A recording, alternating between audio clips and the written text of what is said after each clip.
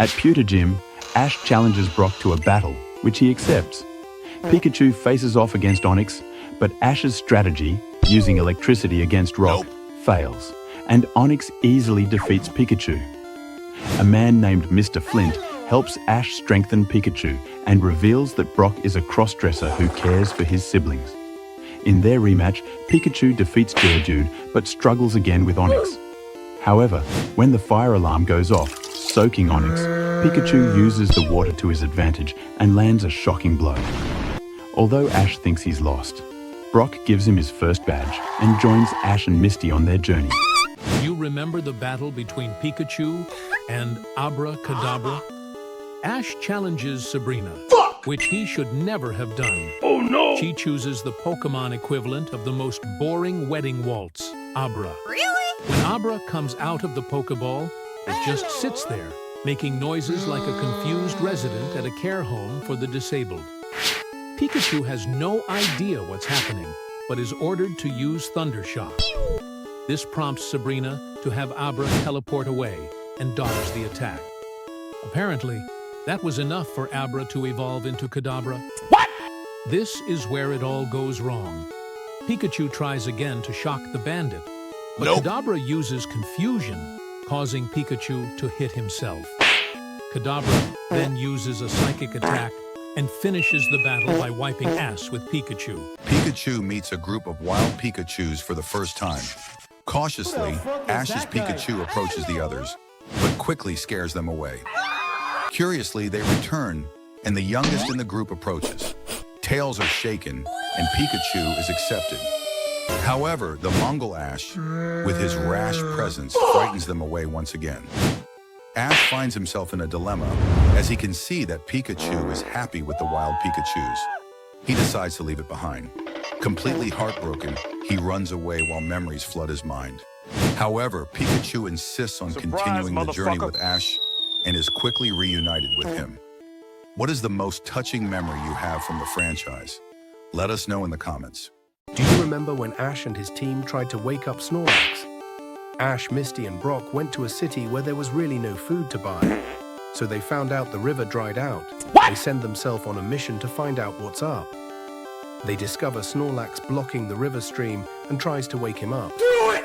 Ash even tries to catch Snorlax but fails. Out of nowhere, Team Rocket shows up, and they try to work together but fails. Then Jessie mentioned a story where a princess was woken up by a noble prince. Misty gives Psyduck a try but fails. Suddenly they remembers an old freak they met earlier who played them a song with his poke flute. Ash and his team rushes to him, and the same does Team Rocket. They end up in a short Pokemon battle, which was pretty lame, and then take the old fucker back to Snorlax to wake him up with the poke flute. Ash and Misty are trekking through Viridian Forest when Misty suddenly screams. She's terrified of a Caterpie. Ash jumps at the chance to catch it and nails it on the first try. He's over the moon. The next day, they spot a Pidgeotto. Ash thinks he's got this, but Pidgeotto swats the Pokeball away like it's nothing. Desperate, Ash sends out Caterpie, forgetting that birds eat bugs. It's almost a disaster. Luckily, Pikachu steps in with a Thundershock, weakening Pidgeotto just enough for Ash to catch it.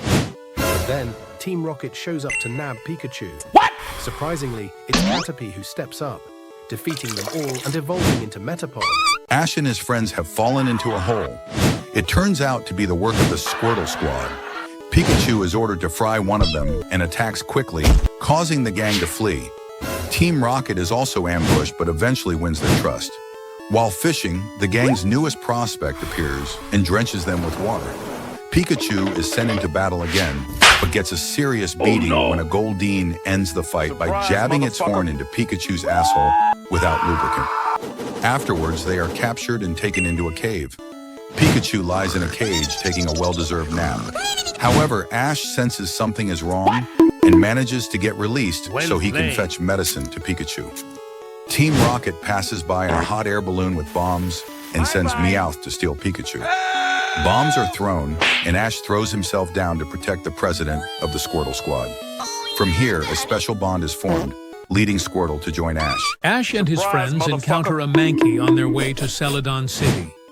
At first, it's peaceful, but when Ash tries to catch it, the Mankey goes berserk, completely losing it, like a mental patient. They try to escape, but the Mankey catches up to them. In true Conor McGregor style, Ash gets beaten to a pulp, not just once, but twice. Out of nowhere, Team Rocket shows up to steal Pikachu. James kicks the Mankey away, which makes it so furious that it evolves into a Primeape, something that reminds me of my wife when she gets angry. Ash makes one last attempt to catch Primeape by weakening it using Squirtle, Bulbasaur, and Charmander. Toast Tail almost gets raped as well, but ends up biting Primeape on the hand and finishing it off with a flamethrower, allowing Ash to catch it right away.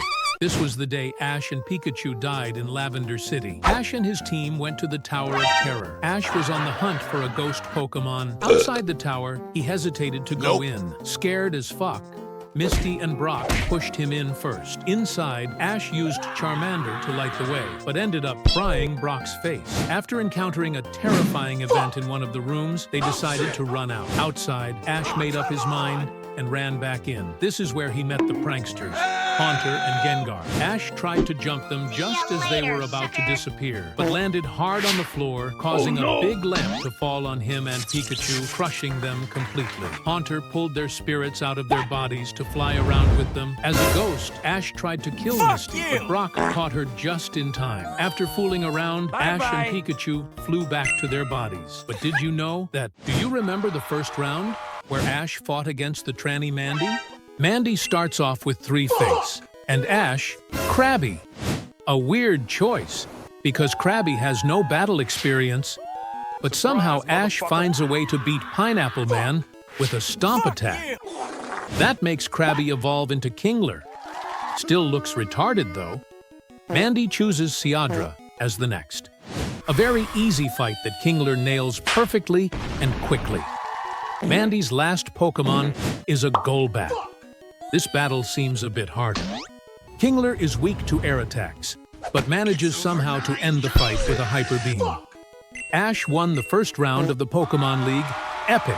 Primeape is a true beast. Back in episode 29, Ash went to the P1 Grand Prix to beat Rebecca's father. He chose his Primeape to be the Pokémon who would conquer the Grand Prix. The first round was against the little fuck Machop, a rough fight that could have gone both ways. Machop was wiping ass with Primeape for most of the time, but Primeape stood up for himself and finished Machop with a scratch attack and a mega kick. Ash won the next rounds and finally stood in the grand finale. To his surprise, it was Team Rocket who had stolen a Hitmonlee. They were in the finals too, an exciting match that no one could guess the outcome of. Fast Feet started off by kicking the fuck out of Primeape, but no! Primeape countered with multiple hits, shocking the crowd. Primeape ended Hitmonlee with a seismic toss and became the new P1 champion. What a beast. Is this the sweetest friendship in Pokémon history? A small electric Pokémon named Pichu wanders alone in the forest, unsure why it's by itself. Suddenly, it's attacked by Koffings and falls from a cliff. Thankfully, a caring Kangaskhan catches Pichu just in time. Inside her pouch is a baby Kangaskhan, and Pichu quickly becomes friends with it. They become inseparable, exploring the forest, playing in the river, and napping together. They share every moment, growing closer like siblings. One day, baby Kangaskhan wanders off after meeting Mew. Pichu and the mother search in a panic, but Mew saves the baby from falling off a cliff.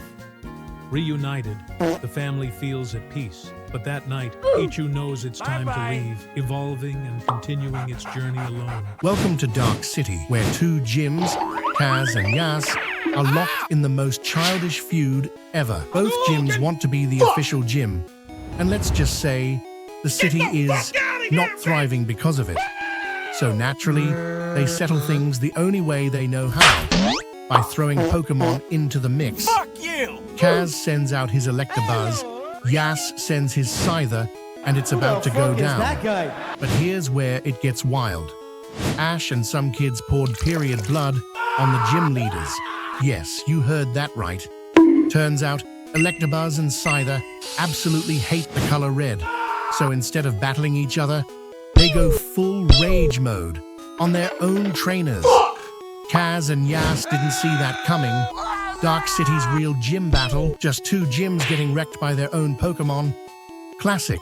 Ash's Charizard couldn't care less, and here is why. In the 5th round of the Pokémon League, Ash faces his friend Richie. The first battle is Butterfree versus Squirtle. Butterfree seems to be some sort of Jackie Chan, beating Squirtle and ending him by making him zonk out. Pikachu steps in instead, giving Butterfree a headbutt and ending it with something that reminds me of the electric chair. Next up is Charmander against Pikachu. Toast Tail drains the shit out of Pikachu by spitting some flames before wrecking Pikachu with a devastating tackle. The last Pokemon for Ash is his Charizard, a Pokemon who doesn't give a rat's ass about Ash, but somehow ends up mopping the floor with Charmander. The final battle is between Richie's Pikachu and Charizard. Pikachu takes the hits, but as it wants to strike back, Charizard decides to hit the hay, not giving two fucks about Ash anyway, leading him to a difficult loss. This is why.